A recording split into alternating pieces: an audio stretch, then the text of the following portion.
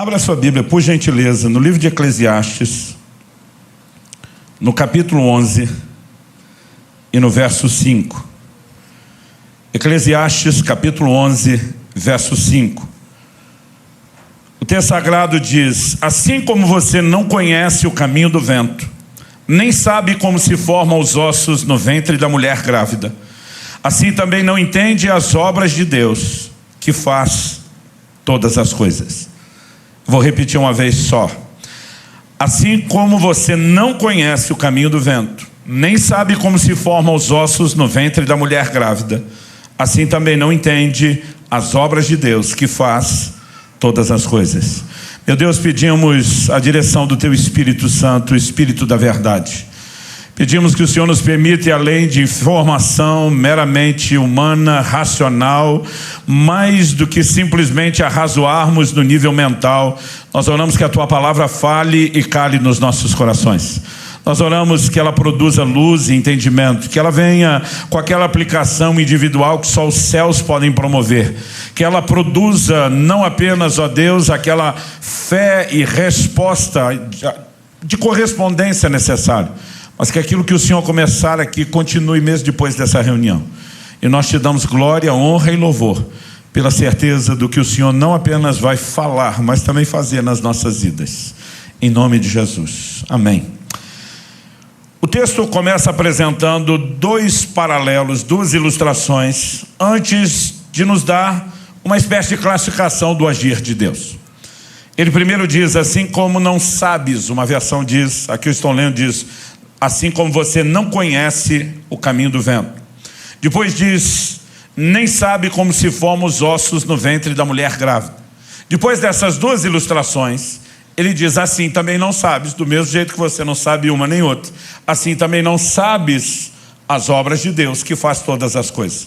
Essa palavra traduzida nas versões mais antigas como não sabes, aqui na Nova Almeida atualizada, ela apareceu como não conhece, depois não sabe e depois não entende, embora no original seja exatamente a mesma palavra. Acredito que essas tentativas de traduções diferentes visam apenas dar um significado mais abrangente, porque essa palavra, ela significa literalmente, no seu sentido primário, conhecer. Algumas possibilidades de expandir sua tradução é incluir junto com conhecer a ideia de perceber. Entre o conceito de percepção, existe nos léxicos uma menção específica de perceber e ver, ou seja, percepção visual. E acredito que justamente essa ideia de percepção visual é a que mais cabe no contexto. Porque quando ele diz assim como você não conhece o caminho do vento, ele basicamente não está falando apenas de algo que não se conhece, mas de algo que não se vê. Porque, por exemplo, eu posso saber em que direção o vento está soprando, pelo simples fato de que a brisa tocando o meu rosto denuncia. Ou observando as folhas de uma árvore balançando, eu sei, o vento está soprando para lá. Ainda que seja algo invisível aos nossos olhos, nós temos uma certa evidência. Mas nós temos hoje conhecimento não só de como as correntes de ar funcionam, a própria temperatura do ar produzindo movimento e circulação.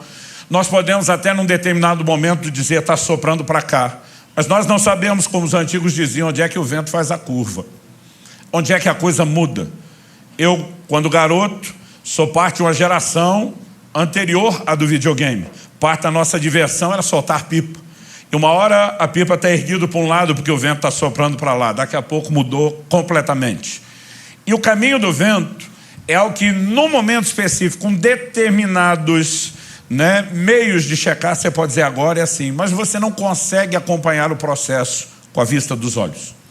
Quando ele muda de exemplo, ele também fala de algo que acontece fora da vista dos olhos. Quando a Bíblia diz que nós não sabemos como se formam os ossos no ventre da mulher grávida, se a palavra significasse apenas saber ou conhecer, ela nem atualizada estaria mais. Porque hoje nós temos conhecimento científico e biológico da calcificação. Onde fala da formação dos ossos, é lógico que está falando da criança em desenvolvimento no ventre materno. E hoje nós temos o entendimento de como se dá a formação. No entanto, o processo acontece fora da vista dos olhos. Assim como no caso do vento, nós podemos ter algumas evidências. Mês a mês, naquela gestação, a barriga da mamãe está aumentando de tamanho, que denuncia que a criança está crescendo. Mas o processo acontece fora da vista dos olhos. Atualmente temos recursos tecnológicos que eles não tinham.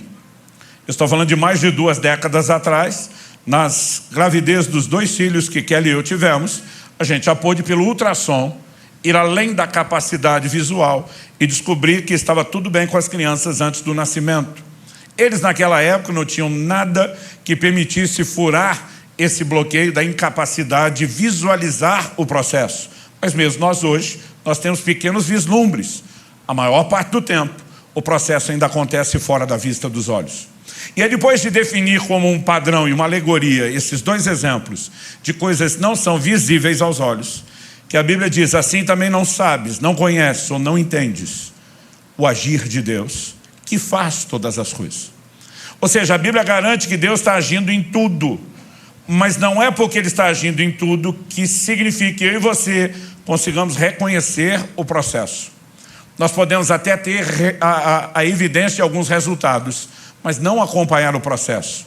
Porque o processo, assim como o caminho do vento, assim como o desenvolvimento da criança no ventre da mamãe, ela é, ou ele é, invisível aos nossos olhos. E o tema da minha mensagem hoje é o agir invisível de Deus. E há muitas razões pelas quais, biblicamente falando, nós podemos enumerar Deus ter escolhido agir de forma que é invisível aos nossos olhos. O primeiro deles, e é um dos focos da minha mensagem, embora eu não vou gastar tempo detalhando isso, diz respeito à fé. A Escritura diz que o justo viverá da sua fé. E o que é fé? Hebreus 11:1 diz que é a convicção de coisas que não se veem. E segundo aos Coríntios, no capítulo 5, no verso 7, Paulo diz, visto que andamos por fé e não por vista, porque andar por fé não é andar pela vista dos olhos. E o Deus que nos chamou a andar em fé, Ele está dizendo que eu e você não precisamos do testemunho visual para que a gente possa acreditar ou confiar. Então Deus pode seguir agindo de forma invisível aos nossos olhos e a gente pode seguir crendo que Ele age em todas as coisas, mesmo que a gente não esteja no controle do desenvolvimento do processo. Mas eu quero dar um pouco mais de ênfase, embora o propósito da minha mensagem hoje seja fortalecer sua fé e confiança. Eu quero dar um pouco mais de ênfase a um outro aspecto, que eu já vou explicar na sequência. Em primeiro lugar, eu gostaria de destacar que o agir de Deus, ele vai além da nossa compreensão. Vai além da nossa compreensão, porque a mente de Deus, que tem planos em execução, é muito superior à nossa. E nós não temos a menor condição de acompanhá-lo. 1 Coríntios 2,14 diz que o homem natural, a palavra traduzida do natural é psíquico, entrega ao psique sua mente. Ele não entende as coisas do Espírito, porque lhe parecem loucura. Isaías 55, 8 e 9 diz que os caminhos de Deus são mais altos que os nossos. Por quê? Porque os pensamentos de Deus também são mais altos que os nossos. Então, planos e projetos estabelecidos por Deus determinam caminhos mais elevados do que seriam os nossos, porque nós não temos a capacidade de pensar, projetar, planejar, muito menos gerenciar como Ele tem. Agora, há algo interessante para se destacar nesse processo. Em Provérbios, no capítulo 25 e no verso 2, e é interessante reconhecer que essa declaração, embora inspirada pelo Espírito Santo, é feita por ninguém menos do que Salomão. Um homem que teve conhecimento e sabedoria que atraía pessoas de longe para ouvi-lo dissertar sobre muitas coisas. Ele diz em Provérbios 25:2, a glória de Deus é encobrir as coisas, mas a glória dos reis é investigá-las. Outra tradução diz, a glória dos reis é esquadrinhá-las, mas a NVI diz, é tentar descobri-las. Ou seja, enquanto Deus se gloria por encobrir, por esconder, os homens se gloriam por tentar detalhar. São características de cada um. Eu sei que Deus, na sua grandeza, senhorio, soberania, Ele não nos deve satisfação de tudo que Ele faz. Mas a questão não é que Deus escolheu agir de forma que a gente não entenda apenas por má vontade de comunicar o que Ele faz. O que nós precisamos entender é o oposto. Ele intencionalmente escolheu não mostrar tudo o que faz, e Ele tem razões para isso. Eu lembro de quando garoto ouvi meu pai citando várias vezes um texto da Bíblia. Deuteronômio 29 diz, as coisas ocultas pertencem a Deus, as reveladas a nós e nossos filhos para sempre. Ou seja, no reino de Deus nós temos coisas que Deus revela. Mas nós temos coisas que Deus mantém oculto. As que Ele revela é porque assim Ele aprove revelar. As que Ele decidiu não comunicar é do direito dEle não dar satisfação. Mas nós precisamos entender que isso é mais do que uma decisão arbitrária, teimosa, sem fundamento. Ela é fruto de uma sabedoria que além da nossa capacidade de mensurar. E eu quero chamar a sua atenção para algo, que quando a Bíblia estabelece um padrão de que a mente humana não acompanha a mente divina, eu brinco que até Deus, querendo explicar, teria um problema enorme, que era se fazer entender por seres de uma mentalidade muito inferior. A mesma Bíblia também mostra que Satanás, o arqui-inimigo de Deus, nosso adversário e opositor, ele também tem dificuldade de entender o agir de Deus. E na verdade esse é o segundo elemento que eu quero explorar na mensagem hoje. Eu olho para alguns crentes e me aborrece ver que alguns crentes dão moral demais para o diabo. Eu quero hoje gastar um pouquinho de tempo exaltando a grandeza e a soberania de Deus e fazendo um pouco caso do cão, pisando um pouco nele. Eu quero te mostrar que o diabo não é isso tudo que alguns estão achando. Eu quero te mostrar que a Escritura nos apresenta uma visão que é importante na fundamentação da nossa fé. E para que você consiga entender isso, eu quero te mostrar um paralelo. Se você puder me acompanhar em Mateus, no capítulo 16. Nós temos uma pergunta de Jesus aos seus discípulos no verso 13. Quem dizem os homens ser o Filho do Homem? Eles dizem, olha, tem gente dizendo que é João Batista, que o Senhor Elias, Jeremias, outros profetas. Jesus rebate vocês. O que dizem a meu respeito? Pedrão, que falava pensando e pensava falante, o cérebro e a boca conectados, ele já responde bate pronto. Tu és o Cristo, Filho do Deus vivo. E recebe de Jesus o elogio. Porque Jesus diz, bem-aventurado é você, Simão, filho de Jonas. E diz, não foi carne e sangue. Traduzindo, não foram homens que te deram essa informação. Foi o Pai que está nos céus que te revelou. O que Jesus está fazendo é dar um joinha para o Pedro e dizer, você sintonizou a frequência com a rádio certa e captou a comunicação correta. Mas não demora muito. E Pedro vai sintonizar em outra estação de rádio. Que, como diria a moçada, nada a ver. Jesus está falando sobre ser necessário, lá no verso 22. Ele começa falando no 21. Ele começa a falar que é necessário que ele sofresse, padecesse, morresse, ao terceiro dia ressuscitasse. E o verso 22 diz que Pedro chamou à parte e começou a repreendê-lo. Você consegue imaginar o Pedro dando bronca em Jesus? Qual é a repreensão de Pedro? Ele diz, mestre, isso de modo nenhum irá te acontecer. Eu fico imaginando a linguagem de hoje, Pedro dizendo, para com isso, Jesus, presta atenção, pensamento positivo. Vai dar tudo certo. Para com esse negócio de morrer. Nesse momento, qual a resposta de Jesus para o Pedro? Jesus, voltando-se, disse, para trás de mim, Satanás. Outro dia alguém falou, pastor, Jesus chamou Pedro mesmo de Satanás. Não. Assim como quando ele disse que quem revelou que Jesus era o Cristo era o Pai que estava nos céus. Ele não estava chamando Jesus não estava chamando Pedro de Deus. Quando ele fala de uma inspiração maligna, ele não está chamando Pedro de Satanás. Ele está falando de qual frequência de rádio foi sintonizada. Quem está entendendo?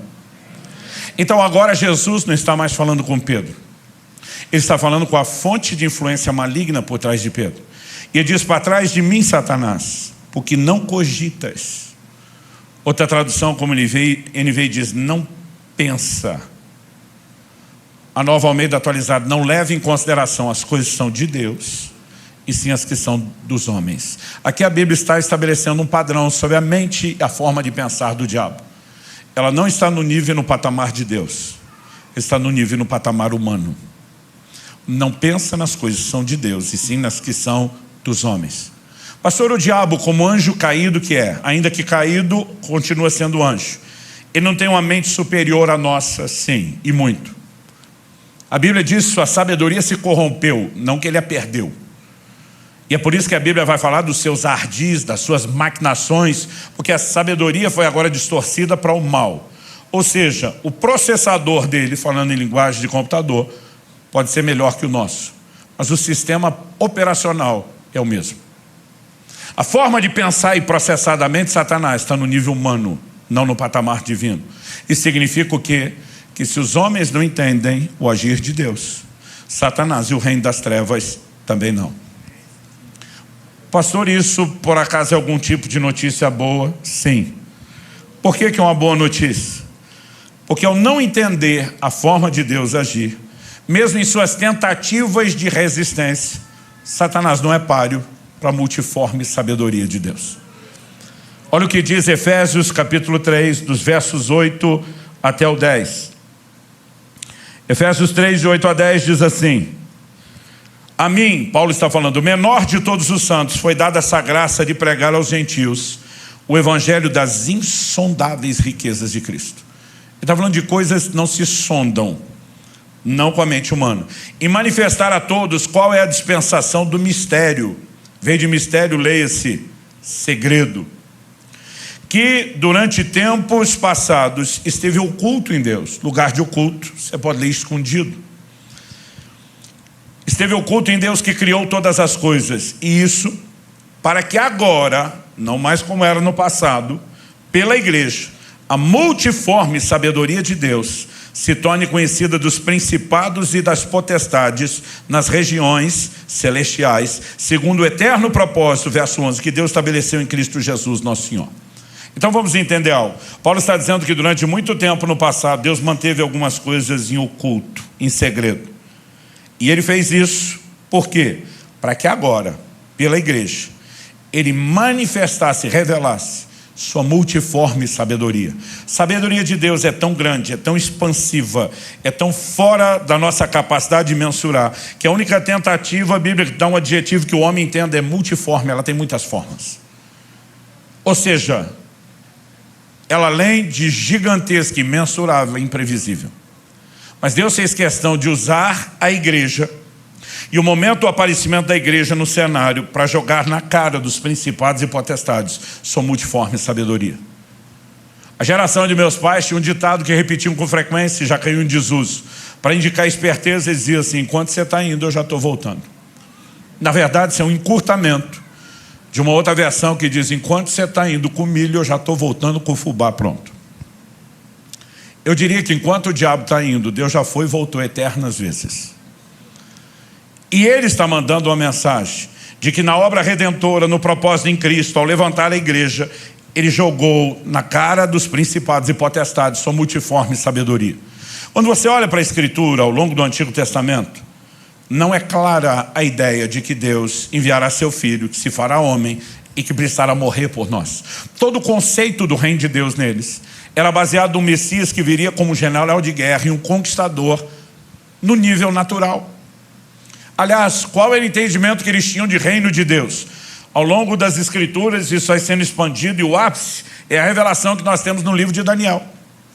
Quando Nabucodonosor sonha com uma estátua composta de 4 metais diferentes. Capítulo 2 fala que ele sonha com uma estátua que a cabeça era de ouro, o peito e os braços de prata, o ventre de bronze, mas as pernas de ferro. Então uma pedra era cortada sem auxílio de mãos, o que não fala de intervenção humana, mas divina. Essa pedra vinha atingir a estátua onde? Nos pés. A estátua esmiuçava, virava poeira, era levada pelo vento, não sobrava nada. Mas a pedra que a destruiu, crescia, se tornava uma montanha que enchia toda a terra. Daniel vai interpretar o sonho profético para o rei de Babilônia e diz: você é a cabeça. Babilônia foi o primeiro império de proporções mundiais na história da humanidade. Ninguém antes governou o mundo. Os babilônicos foram os primeiros, os pioneiros nisso. Mas ele olha para o rei e diz: depois de ti se levantará um reino inferior ao teu. Ou seja, mudança de metal é mudança de reino. E nós sabemos pelo livro de Daniel e a confirmação da história que os medo-persas sucederam os babilônios no governo mundial. Mas depois, por sua vez, também foram sucedidos por um terceiro reinado, já profetizado no livro de Daniel, a Grécia de Alexandre o Grande. Mas a Bíblia estava dizendo que não seria nos dias nem do primeiro, Babilônia, nem do segundo, os medo-persas, nem do terceiro império mundial, mas no dia do quarto, uma pedra viria para derrubar aquilo tudo. Qual é o quarto império? Romano. Quando que Jesus aparece dizendo: o tempo está cumprido e o reino de Deus é chegado? Nos dias do quarto império. É por isso que a expectativa estava altíssima. Todo mundo estava dizendo: a qualquer momento Deus vai derrubar o reino dos homens. Mas a expectativa deles era de um reino humano. Por isso que mesmo depois da ressurreição, Atos 1,6, os discípulos estão perguntando: é nesse tempo que restauras o reino a Israel. O que é que ele esperava andando com Cristo? Nós vamos dominar o mundo. A Bíblia diz que Tiago e João, com a ajuda de mamãe, vão interceder para Jesus, dizendo: Senhor, quando te assentares no trono da tua glória, permita que a gente se sente um à sua esquerda, outro à sua direita. O que os dois estavam pedindo? Deixa a gente ser ministro da fazenda e do planejamento. Deixa a faca e o queijo na mão da família. E a Bíblia diz que os 10 se revoltaram com isso. Por que revoltaram? Porque também queria os lugares à direita e à esquerda de honra. A maioria deles teve dificuldade para enxergar o aspecto espiritual. Por quê? Porque essas profecias não eram tão claras. Por que não eram tão claras? Deus fez questão de manter oculto, não apenas dos homens, mas do reino das trevas. Quando Jesus se manifesta, o diabo está vendido, perdido na história. A insinuação por meio de Pedro é: para que morrer? Desiste dessa ideia, nada disso. Mas quem que entra em Judas depois para negociar a venda e a traição de Jesus? O próprio Satanás. Outro dia alguém falou: pastor, bipolaridade. Eu falei: não, estava perdido. Ele não sabe se para o processo de declaração de Jesus de morte, ele não sabe se o encaminha de vez para a cruz para tentar eliminar a ameaça. E o fato é que, ao tentar se livrar de Cristo, sem que entendesse o que estava fazendo, o diabo cooperou para que a obra da redenção acontecesse. Por que ele fez isso? Porque ele queria cooperar com o plano de Deus? Não. Imagina Deus, uma linguagem de hoje para você entender, olhando do céu e dizendo: sabe de nada, inocente. Anos atrás eu vi uma declaração da irmã Valnice Milhomes que eu gostei e incorporei no meu vocabulário. Ela dizia: assim como nós armamos ratoeiras para pegar ratos, Deus arma sataneiras para pegar Satanás. Ele coloca armadilhas diante de alguém que não consegue entender os movimentos divinos. E mesmo quando ele tenta se opor, ele acaba reincidindo num comportamento. Ele coopera com Deus. Eu sei que a ideia de Satanás a serviço de Deus é assustadora para alguns, mas esse aparente paradoxo, essa aparente contradição, ela precisa ser entendida e explorada na Bíblia. O diabo não acabou cooperando só para que a morte de Jesus acontecesse. Durante todo o Antigo Testamento, ele imagina que o povo do reino, todo o reino, precisa não só de um rei, precisa dos súditos. Ele imagina que a descendência natural de Abraão. Até porque Deus fez promessas a Abraão e a sua descendência. Mas Deus disse para Abraão: sua descendência será numerosa como a areia do mar. Ele está falando de algo numeroso, incontável, sim. Mas Deus também disse: ela será numerosa como as estrelas do céu. O que ele estava dizendo? Só de outra coisa numerosa e incontável? Não, ele está dizendo: eu vou te dar uma linhagem terrena, mas eu também vou te dar uma linhagem celestial. É isso que João tenta explicar. Veio para o que era seu, a linhagem natural, mas os seus não receberam. Mas a todos quantos o receberam, deu-lhes o direito de serem feitos seus filhos. E Paulo vai explicar que os gentios são os filhos da fé. Aos romanos ele diz que nós fomos simplesmente enxertados na oliveira. E o que eu estou tentando te apresentar aqui? O conceito de povo de Deus, olhando só para a perspectiva de Israel natural, era incompleto. No Antigo Testamento, toda a oposição de Satanás se vira contra esse povo.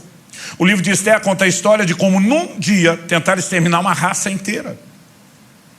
Mas quando o diabo acorda, ele não só perseguiu o povo errado, empurrou Jesus para a cruz, contribuiu com o plano de salvação, mas ele assiste debaixo do seu nariz a fundação e o levantamento da igreja. E a Bíblia diz: por meio da igreja, Deus está manifestando sua multiforme sabedoria. Deus está dizendo para os principados e potestades: sabe de nada, inocente. A hora que ele percebe o que aconteceu é tarde, a igreja começou, o evangelho está sendo pregado com poder, um avivamento está acontecendo em Jerusalém. Mas Deus tinha dito: vocês vão receber poder ao descer sobre vós o Espírito Santo, e vocês serão minhas testemunhas onde? Jerusalém, Judéia, Samaria, até os confins da terra. Está falando de progressão. É quase como se dissesse São Paulo, região metropolitana, o estado, o país. Ele está falando de progressão. Mas ninguém saiu de Jerusalém. Pessoas vinham da Judéia, mas eles não estavam indo à Judéia. Mas Atos 8:1 diz: se levanta grande perseguição contra a igreja, porque agora o diabo vira o canhão de Israel para a igreja. E quando a perseguição começou, e ela foi intensa, Atos 8:1 não só diz que foi uma grande perseguição, mas Atos 8:4 diz que todos, exceto os apóstolos, foram dispersos. Estamos falando de uma igreja de milhares e milhares e milhares de pessoas, e só sobraram os apóstolos. Mas a Bíblia diz: por onde eles passavam, fugindo da perseguição, Eles pregavam o evangelho. Agora o evangelho transcende a Judéia, alcança a Samaria e começa a alcançar os gentios. Ou seja, a perseguição do diabo contra a igreja fez dele um dos primeiros agentes missionários da história da igreja. Mais uma sataneira. Nós temos muitas delas ao longo das escrituras. Martinho Lutero, o grande reformador, dizia: o diabo é o diabo de Deus. O que é que ele estava tentando dizer? Ele não está fora de controle. Eu vejo uns crentes que ficam apavorados, com medo do diabo, do reino das trevas, como se ele fosse muito mais do que é. Meu querido, a Escritura diz que maior é aquele que está em nós do que aquele que está no mundo. Mas algo que nós precisamos entender é que a Bíblia não apresenta um diabo fora de controle. Outro dia uma pessoa veio falar comigo, não, e ela falava baixinho assim, olhando para o lado, porque o caborja, e o que é o caborja? A pessoa dava assim, não, fala baixo. É dizer, é o diabo. Eu falei, por que tu está chamando o diabo de caborja? Para ele não ouvir. Com medo. Eu falei, gente, nós precisamos rever essa nossa teologia. Houve uma época em que a igreja, chamada para entender batalha espiritual, começou a andar numa neurose, com medo, olhando para trás, por cima dos ombros. Algo que eu e você precisamos compreender: o diabo não está fora de controle. Alguém o rotulou como uma espécie de cachorro na coleira, só vai até onde o tamanho da corrente permite. O diabo tem movimentos que são restritos pelo próprio Deus soberano. 1 de Pedro capítulo 5 verso 8 diz: o diabo, vosso adversário, anda em vosso derredor, bramando como leão, buscando a quem possa tragar. Ele pode tragar qualquer um? Não. É por isso que Efésios 4:27 diz: não deis lugar ao diabo. Nós temos um muro de proteção à nossa volta. E se você não dá, na linguagem dos crentes antigamente, brecha, ele não tem direito de entrar. Aliás, Tiago 4:7 diz: resistir ao diabo e ele fugirá de vós. 1 de Pedro 5:9, na sequência, depois de dizer que ele está buscando quem possa tragar, diz: resistir e firmes na fé. Tipo, não dá moral para ele não. Quando chegar a hora certa, Apocalipse 20 diz que um anjo descerá do céu e prenderá Satanás numa cadeia por 1000 anos. Um anjo. Não vai precisar de Miguel e todas as hostes angelicais.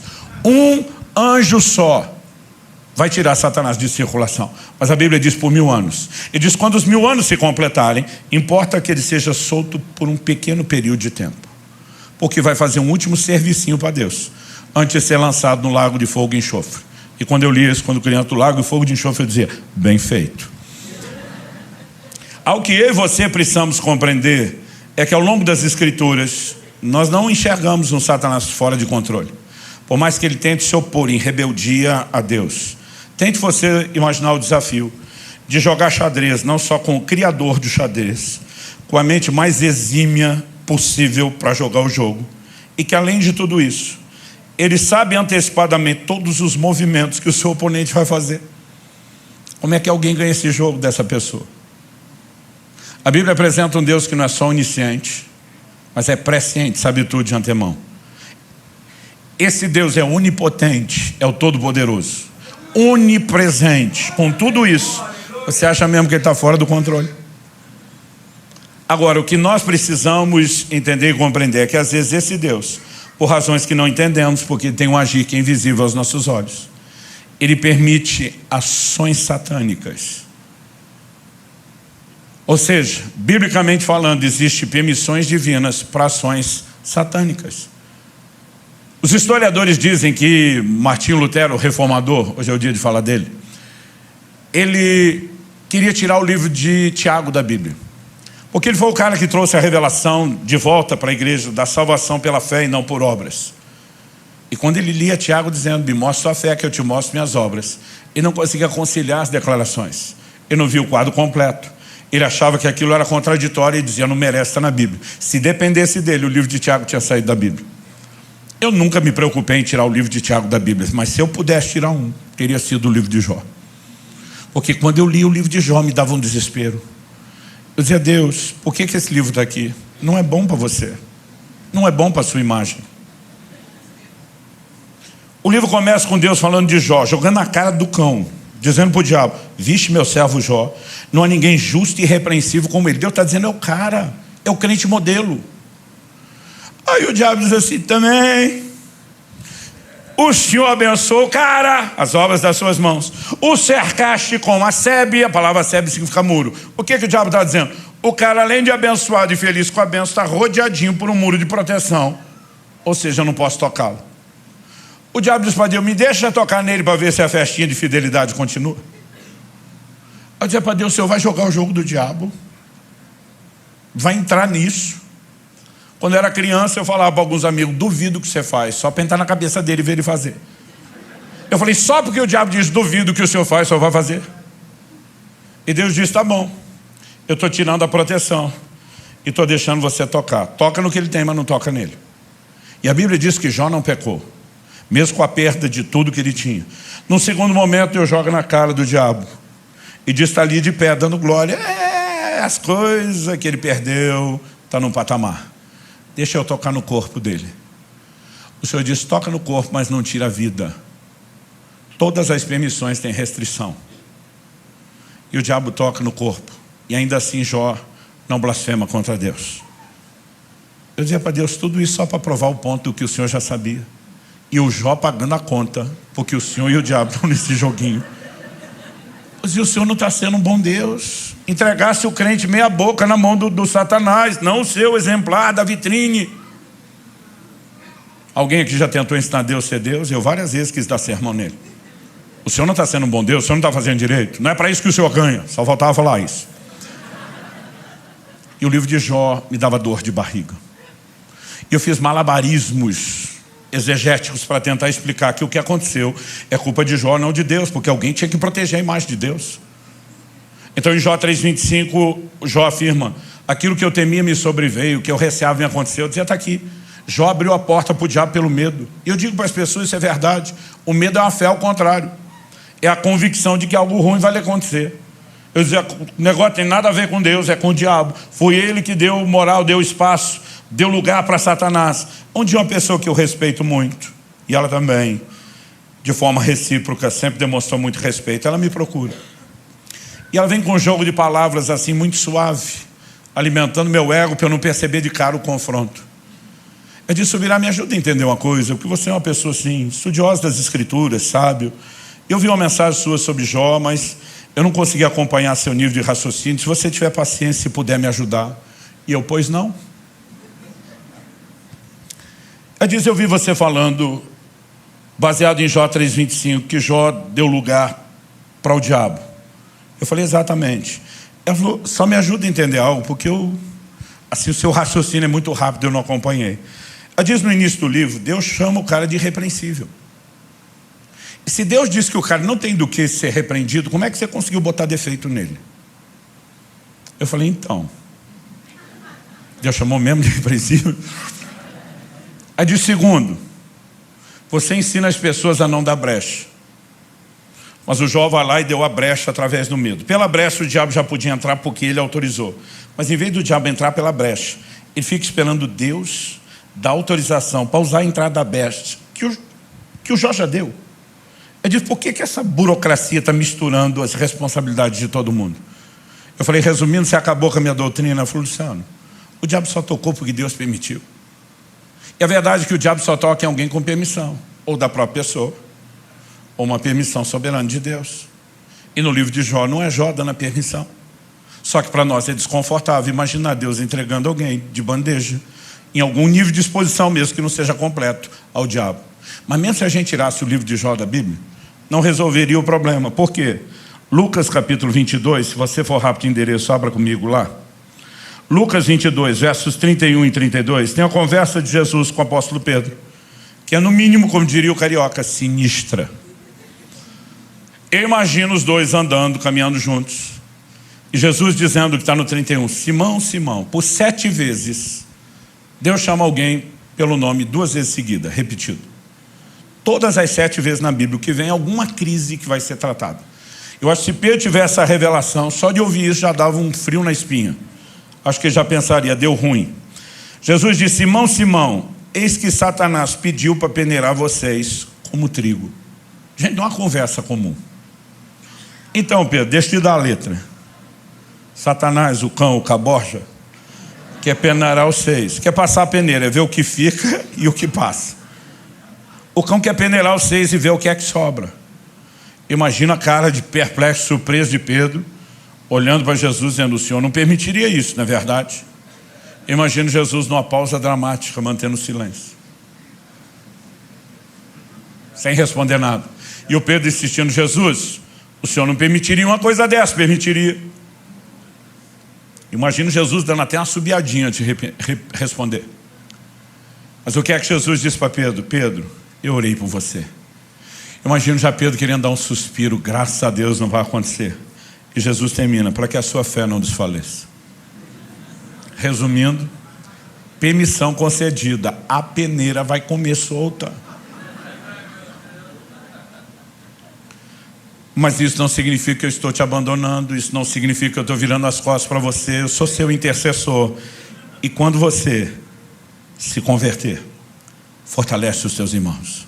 Sabe o que Jesus está dizendo? O fato de eu dar uma permissão divina para uma ação satânica contra você não significa que eu te abandonei, e nem que eu não possa tirar lucro dessa situação. Eu estou intercedendo para a sua fé não desfalecer. Mais do que isso, quando você se converter, porque esse processo não vai te destruir, vai te aperfeiçoar. Usa o seu crescimento para fortalecer os seus irmãos. Não dá para negar isso, gente. E se a gente tirasse esse texto da Bíblia também, aí você vai ter que lidar com Apocalipse 2:10, carta ao anjo da igreja de Esmirna. O diabo está para lançar alguns de vós na prisão. O diabo, Deus diz que é o diabo. Ele não só diz: gente, uma casualidade aí vai rolar. Ele está dizendo: é o diabo. Mas ele não diz: usa a autoridade do crente, repreende em nome de Jesus. E há momentos que é assim que nós vamos lidar. Ele só diz: ser fiel até a morte, e dar-te-ei a coroa da vida. O que é ser fiel? Não é apenas comprometido. Fiel é de fato a atitude daquele que tem fé. O que ele está dizendo é: fica comprometido como um sinal de que você continua crendo. Não há razão para duvidar. Mesmo que por alguma razão que você não entenda, eu permita o diabo te arrastar para a prisão. Confia em mim. Deus não tem que ficar dando satisfação do que faz por que faz. E Ele tem uma forma de agir que é invisível aos nossos olhos. Mas nós temos uma declaração de Jesus a Pedro no momento do lava-pés. E diz: Pedro, o que eu faço não entenderás agora, entenderás depois. Ou seja, ele está dizendo: você não precisa entender nesse momento. Nesse momento você precisa confiar.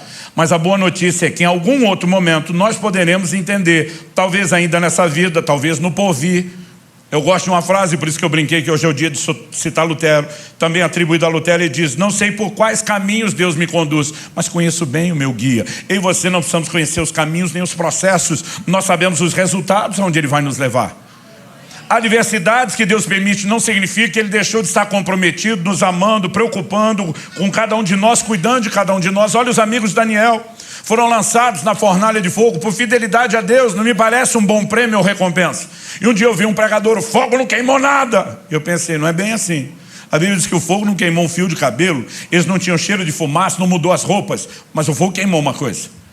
Por 3 vezes a Bíblia enfatiza que os 3 foram lançados na fornalha amarrados. Mas o rei Nabucodonosor, surpreendido, olha e pergunta para aquela turma em volta que ganha para concordar com ele: nós não lançamos 3 homens amarrados no fogo? A turma diz: é verdade, rei. E diz: eu vejo 4 homens soltos. O fogo queimou as cordas que os prendiam. Porque Deus tem o poder de usar as circunstâncias adversas para nos libertar das nossas próprias amarras, para nos fazer crescer, para nos aperfeiçoar e para garantir que não virou as costas num processo que pode ser doloroso. Ele manifesta sua presença. O 4º homem na fornalha é uma prova disso. E Jesus prometeu: eis que estou convosco todos os dias, até a consumação dos séculos. Faça chuva, faça sol, dia de eclipse. Ele prometeu que estaria conosco todos os dias. E o que eu e você precisamos é confiar. Por quê? Romanos 8:28 diz: todas as coisas cooperam juntamente para o bem daqueles que amam a Deus e são chamados segundo o seu propósito. Todas as coisas. Se tem alguém que pode acreditar na teoria da conspiração, é o crente. Tudo conspira em teu favor. Não só porque você ama a Deus, mas porque você foi chamado segundo o propósito divino. O propósito não é apenas aquilo que Deus tem de forma geral para todos nós. Ele tem aspectos individuais do propósito. Nos chama alguns de nós para algumas coisas, outros para outras. E por causa do propósito, Deus diz: eu vou fazer tudo conspirar em teu favor. Ele começa a dar sonhos proféticos para José, dizendo: meu propósito é te levantar como um governante. Sua própria família se curvará diante da autoridade que eu vou lhe dar. José, na imaturidade, não administra bem a revelação, dá com a língua nos dentes, fala o que não precisa para quem não tem que ouvir. Seus irmãos ficam com inveja e simplesmente tentam puxar o seu tapete e o vendem como escravo, dizendo: vamos ver o que será dos seus sonhos. Lá no Egito, a Bíblia diz que ainda que como escravo, Deus era com ele, porque circunstâncias difíceis não significa que Deus nos abandonou. Ele cresce e prospera na casa de Potifar, mas porque é fiel a Deus, não aceita os convites e as propostas da mulher de Potifar para ir para a cama com ela. Ele injustamente é preso, agora ele vai para a cadeia. O cenário está parecendo pior do que o primeiro, mas a Bíblia diz: e o Senhor era com José. Porque as circunstâncias adversas não determinam se Deus está ou não está conosco. O que determina é a palavra e a declaração dele de que ele estaria conosco. Mas quando chega a hora certa, o José está na cara do gol, no timing perfeito, para viver o plano de Deus. Por quê? Nosso destino profético não está na mão das pessoas, nem tampouco daquelas que nos odeiam ou querem nos sabotar. O nosso destino, o nosso propósito está na mão de um Deus que pode usar até aquilo que tentam contra nós para nos colocar no lugar certo, na hora certa, para viver o plano e o propósito de Deus. Quem está entendendo? Em Gênesis 45, dos versos 5 a 8, por 3 vezes, José repete para os seus irmãos: Deus me enviou adiante de vós para o Egito. Ele diz: não foi vocês que me venderam para cá, Deus me trouxe. Por 3 vezes ele diz: Deus trouxe. Isso pode levar alguns a concluir de forma equivocada que existe uma espécie de fatalismo, de predeterminismo arbitrário. Então essas pessoas não escolheram fazer o mal contra José. Deus determinou que assim fosse porque ele queria. Será que é isso que a Escritura nos ensina? Não. Porque a explicação bíblica vem do todo da Escritura e não de parte dela. Em Gênesis 50, 20, o mesmo José, falando com os mesmos irmãos, ele diz: vocês, na verdade, intentaram o mal contra mim. Porém, Deus o tornou em bem, para fazer, como estão vendo agora, que se conserve a vida de muita gente. Ele diz: a parte de vocês, eu não vou tirar a responsabilidade. Vocês tentaram me derrubar. Vocês intentaram e planejaram o mal, mas Deus, para quem não há refúgio, tudo é reciclável, transformou a maldade de vocês em bem, porque eu sou fiel a Ele. Eu estou debaixo do propósito e todas as coisas cooperam para o bem daqueles que amam a Deus, são chamados segundo o seu propósito. Agora, se Deus pode usar o ataque de pessoas que não estão te apoiando, você acredita mesmo que os ataques de Satanás fogem ao controle de Deus? Ele tem o poder de usar os mesmos ataques e transformá-los em verdadeiras sataneiras, armadilhas, que façam com que o diabo, no final do processo, chegue a uma conclusão junto conosco. Ele cooperou em vez de atrapalhar.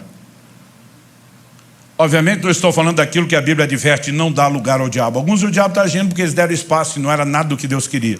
Mas há outros que não cederam espaço. E alguma permissão divina está te surpreendendo. Confie que qualquer permissão divina para uma ação satânica não é um abandono, é um gerenciamento da mente mais brilhante que ninguém desse universo jamais poderá entender ou acompanhar, mas que tem um compromisso de cuidado com cada um de nós. O que eu estou dizendo e compartilhando essas verdades bíblicas, porque entendê-las trouxe uma profunda mudança na minha relação com Deus, na minha jornada de fé. Em agosto de 93 eu tive um acidente de carro que não fosse uma intervenção divina teria sido fatal. E o crente dizer que foi milagre é uma coisa, porque crente é empolgado. Mas quando médicos não cristãos começam a te atestar isso, mostrar todos os resultados dos exames e dizer quais seriam as implicações naturais, ficar te dizendo: teu santo é forte, alguém lá em cima vela por você, isso é milagre, é porque algo aconteceu. Mas sabe, esse acidente me deixou em crise, porque enquanto todo mundo falava dos milagres, eu ficava pensando comigo: milagre por milagre, já que Deus ia fazer eu não bati em ninguém, ninguém bateu em mim, eu estava na estrada, mas eu tive uma aquaplanagem e o carro caiu ribanceira abaixo.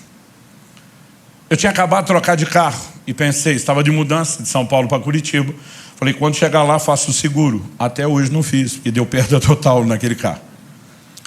Tudo que estava dentro do carro era toda a minha mudança, tudo que eu tinha. O Paraty, para quem lembra dos carros antigos, com o banco abaixado, tudo carregado até o teto.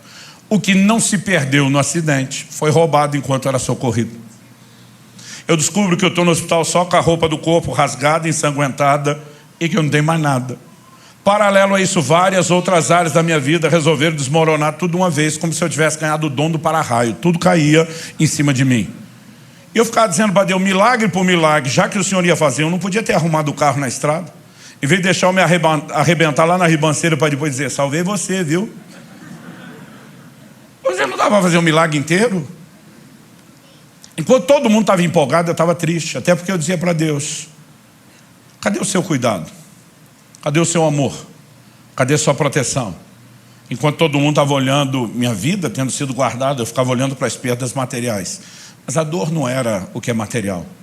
Era ler de forma equivocada naquilo que Deus não tinha sido um bom Deus. Que não tinha demonstrado amor e cuidado. E o pior é que Ele não dava satisfação de nada. E não foi por falta de pedir. Dizer, por favor, me diga o que está acontecendo. Eu sou o tipo de pessoa que gosta de um bom debate, de uma boa discussão, no sentido de argumentação, não precisa ser de briga. No início do meu casamento, Deus me deu uma mulher muito meiga, muito doce, mas eu dizia para ela, se você me ama, discute comigo, porque eu não suporto o silêncio. E Deus não falava nada. Eu ameacei ele, falei que ia fazer greve no ministério, que ia parar, nada. 1 ano e 3 meses depois, esse acidente acabou trazendo mudança, eu deixei o ministério itinerante e fui para o pastorado. Depois de um tempo, sendo provado à frente do pastorado, chegou o momento de ser reconhecido e ordenado. No dia da ordenação, eu e mais 2 colegas estamos recebendo oração em posição de mãos. E um dos pastores, na hora que impõe as mãos sobre mim para orar comigo, ele tem uma visão aberta de um anjo de Deus em pé ao meu lado. Ele viu o anjo como você está me vendo. Ele ouviu o anjo falar com ele como você está me ouvindo. E para encurtar a história, o anjo disse, diga para ele que o acidente de carro que ele teve no ano passado foi de fato, como ele diz nas orações dele, uma tentativa de Satanás. Porque eu dizia para Deus, você cuida do cão. O tempo todo na oração. Eu dizia, mas nós 2 sabemos que o diabo só toca com permissão. Eu dizia para Deus, nós 2 sabemos que ou é uma permissão humana ou uma divina. E nós 2 sabemos que não fui eu que dei a permissão. Então está dizendo para ele, por que é que o Senhor daria? Eu fui fiel. Sabota o crente meia boca, não eu. E o anjo diz, diga para ele que, como ele diz nas orações, de fato foi Satanás. Porque Satanás o via como uma ameaça e queria pará-lo. Mas o anjo diz, diga para ele por que Deus o permitiu. Em agosto desse ano, isso completa 30 anos. E sabe o que é o curioso? Eu ainda tenho vergonha de contar essa história. O anjo disse, Satanás queria pará-lo porque o via como uma ameaça. Deus precisava pará-lo para não perdê-lo. O ministério dele estava crescendo mais rápido do que a capacidade dele de se deixar ser tratado e trabalhado por Deus. Era só uma questão de tempo. E o sucesso se transformaria em fracasso. Ele iria sucumbir debaixo do peso do próprio ministério. Deus precisava pará-lo e decidiu usar essa circunstância. O Senhor vai segurá-lo nessa cidade por um tempo até tratar profundamente com ele. Mas somente depois de muitos anos liberá-lo para voltar a correr e viajar não só ao Brasil, mas às nações. Mal sabia eu que esse castigo ia levar pelo menos uns 25 anos, antes de voltar a fazer o que eu estava fazendo. Mas quando eu consegui entender o outro lado, a outra versão, a vergonha era enorme. Eu dizia para Deus, me perdoa. Eu estava aqui protestando, murmurando, reclamando da sua suposta falta de amor e cuidado, enquanto o Senhor estava cuidando de mim. Assim como não sabes o caminho do vento, nem como se formam os ossos no ventre da mulher grávida. É o que a Bíblia diz, não sabes as obras de Deus, que faz todas as coisas. Não é porque você não está vendo que Ele não está agindo. Mas eu descobri que Deus colocou diante do diabo uma sataneira. Ele doido para me destruir. Deus diz, vai que é tua. Pega o menino na estrada. E hoje, quando eu olho para trás, eu irônico e sarcasticamente falo para o cão, tu foi uma bênção na minha vida. E a vontade de dizer, mané. Achou que ia me destruir e contribuiu com o processo. Quem está entendendo? Eu e você precisamos de um nível de compreensão que não importa o que estamos enfrentando. Deus falou comigo claramente depois disso. Eu te deixei entender o que aconteceu no acidente, porque eu quero que você proclame uma mensagem à minha igreja. Chame meus filhos a confiar em mim, mesmo quando eles não entendem o que está acontecendo. Leve-os a um lugar de confiança irrestrita. O Senhor diz, mas apesar de eu ter permitido que você entendesse o que aconteceu nesse acidente, para ajudar na didática do ensino, ele falou, isso não significa que eu vou ficar te dando satisfação de tudo que eu estou fazendo na sua vida daqui para frente. Mas algo que eu aprendi é confiar, mesmo sem ver. Eu queria que você ficasse em pé para parecer que está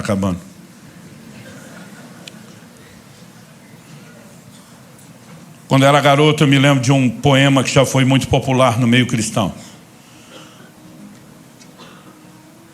O poema ficou sendo conhecido mais pelo apelido do que pelo nome. O apelido é Pegadas na Areia. Se você não conhece, eu vou resumir a história. Ele fala de uma pessoa que via toda a história e trajetória da sua vida e percebia que Deus sempre esteve ao seu lado o tempo todo. Mas quando ele olhava para a trajetória da sua história, ele via que apesar de Deus ter andado com ele naquela areia da praia a maior parte do tempo, quando ele olhava para trás nos momentos mais difíceis, ele só via um par de pegadas. E a pergunta que fazia a Deus era: aonde o Senhor estava nos momentos mais difíceis? Porque o seu par de pegadas não estava ali. E a resposta de Deus era: o par de pegadas que sumiu não foi o meu, foram os seus. Eu estava te carregando no colo. Eu vi muito esse poema. Eu nem entendia porque as pessoas se emocionavam com ele. Até entender tudo aquilo que eu passei, viver o que eu vivi, começar a entender a doutrina bíblica. Em momentos onde eu olho para trás e tenho a sensação de que ele me abandonou, eu digo: essa não é a versão real. Não tem a menor chance dele te abandonar. E diz: eu estou contigo todos os dias, convosco, todos os dias, até a consumação dos séculos. E diz: eu é que sei os pensamentos que eu tenho a seu respeito. Quando Deus fala isso para Israel, Ele está dizendo: não é você que vai dizer que sabe o que eu penso. Quem sabe o que eu penso de vocês sou eu. Eu é que sei. Ele diz: são planos de bem, não de mal, para vos dar um futuro e uma esperança. Eu creio que nessa noite Deus quer provocar nossa fé e confiança a um novo nível de resposta. E eu creio que Ele quer derramar de forma sobrenatural nesse lugar um bálsamo. Porque muitos de vocês estão com a dor entalada aí dentro, lutando para não sucumbir a nenhuma crise de fé, mas completamente perdidos no processo. Deus está dizendo: para de procurar entender o que não sabes agora, entenderás depois.